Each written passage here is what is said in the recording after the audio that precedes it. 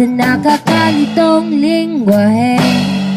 Ang pag-aaral ng ating wika ay talagang kapuna-puna para sa ating kaalamang taglay, sapagkat nagsisilbi itong tulay. Ang wikang kinagisnan, ano nga bang kahalagahan? Kung sa madlang di maintindihan, animo'y parang nagkainuman. Sa lipunan nagsisilbing tulay, nagkakaisa anumang kulay. Sa ating katayuan ito'y salamin, upang ang buhay ng lahat alamin. Kang instrumento ng mga tao sa pamamagitan ng salita't simbolo, ito'y ginagamit sa pakikipag-ugnayan, pagkakaisa ang siyang kalabasan.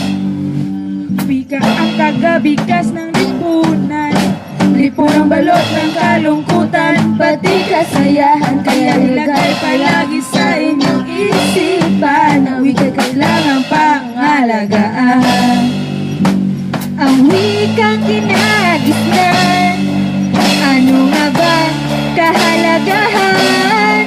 Kung sa madlang di maintindihan, animo'y parang nagkainuman.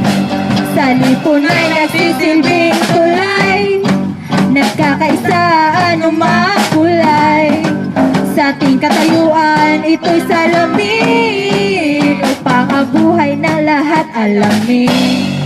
Wika ang instrumento ng mga tao sa pamamagitan ng salita't simbolo, ito'y ginagamit sa pakikipag-ugnayan, pagkakaisang siyang kalabasan.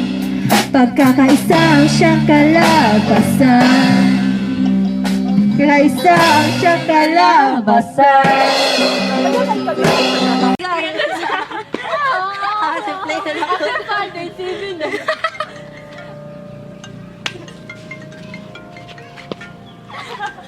Gusto ko